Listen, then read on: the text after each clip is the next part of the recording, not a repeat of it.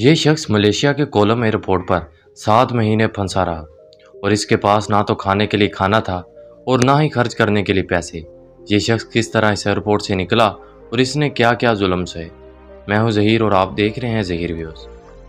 جس شخص کی کہانی آپ سے شیئر کرنے لگے ہیں، اس شخص کا نام حسن الکنتار ہے۔ حسن کی کہانی کا آغاز 2006 میں ہوتا ہے، جس وقت حسن الکنتار اپنے ملک سیریا میں سولجر کی ٹریننگ لے رہا تھا۔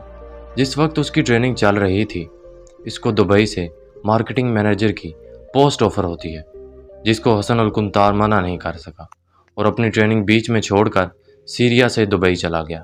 وہ اس نوکری سے بڑا خوش تھا اور اچھی سیلری لے رہا تھا، لیکن کچھ عرصے بعد جب سیریا یعنی شام میں جنگ شروع ہوئی تو دبئی سرکار نے شام کے ورک ویزے ختم کر دیے۔ دبئی کی سرکار حسن الکنتار کو دوبارہ ویزا دینا نہیں چاہتی تھی اور نہ ہی حسن الکنتار واپس سیریا جانا چاہتا تھا۔ اس نے ترکی، کمبوڈیا اور ملیشیا جیسے ملکوں سے ریکویسٹ کی کہ وہ اس کو اپنے ملک آنے کی اجازت دے دیں۔ تبھی ملیشیا کی گورنمنٹ نے اس کی ریکویسٹ کو قبول کر لیا اور اسے اپنے ملک آنے کی اجازت دے دی اور حسن الکنتار دبئی سے ملیشیا کے لیے روانہ ہو گیا۔ ایئرپورٹ پر پہنچا تو اسے وہیں روک لیا گیا۔ اس نے بڑی منت کی کہ اسے آگے جانے دیں، لیکن سیکورٹی آفیسر نے ان کی ایک بھی نہ سنی اور اس طرح حسن الکنتار اس ایئرپورٹ پر مکمل طور پر پھنس چکا تھا اور یہاں سے نکل پانا اس کے لیے بڑا مشکل تھا۔ حسن اب بھی اپنے ملک شام واپس نہیں جانا چاہتا تھا۔ اس کو ملیشیا کے ایئرپورٹ پر رہتے 1 مہینہ گزر گیا اور اس کے پاس جو سیونگ تھی وہ بھی ختم ہو گئی۔ اب تو اس کی پریشانی میں مزید اضافہ ہو گیا۔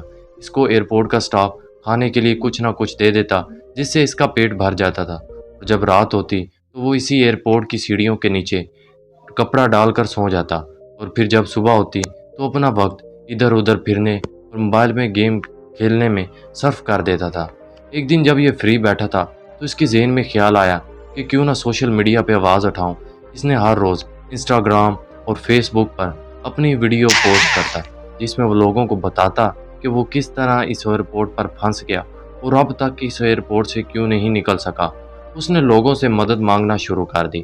اس کی ویڈیوز ہر روز وائرل ہوتی گئیں اور اس طرح حسن الکنتار کی سوشل میڈیا پر اچھی فین فالوئنگ ہو گئی۔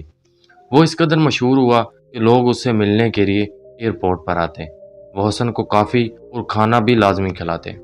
لوگوں نے سوشل میڈیا پر اس کی آزادی کے لیے آواز اٹھائی۔ مختلف نیوز چینل اور اخبارات پر اس کی کہانی لوگوں کے سامنے آنے لگی۔ بڑے بڑے نیوز اینکر حسن الکنتار کا انٹرویو لینے کے لیے کولم ایئرپورٹ پر پہنچنے لگے۔ دنیا بھر سے لوگ اس کے لیے پروٹیسٹ کرنے لگے۔ ایک رات جب یہ سو رہا تھا تو ملیشین پولیس نے اس کو زبردستی گرفتار کر لیا اور جیل میں ڈال دیا اور اس کا فون بھی چھین لیا۔ جب کچھ دنوں تک اس کی سوشل میڈیا پر کوئی پوسٹ نہیں آئی تو لوگوں نے اس کے خلاف بھی کوہرام مچا دیا۔ مجبور ہو کر ملیشین پولیس کو اسے چھوڑنا پڑا۔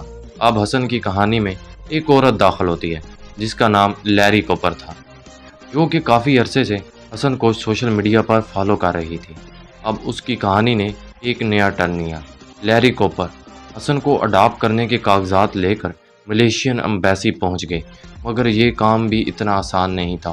اس پروسیجر میں تقریباً 28 ماہ کا وقت درکار تھا، مگر حسن کی کہانی کافی فیمس ہو چکی تھی، اس لیے اس کا یہ کام صرف 2 مہینے میں ہی ہو گیا۔ آخر یہ کولم ایئرپورٹ سے کینیڈا کے لیے روانہ ہو گیا۔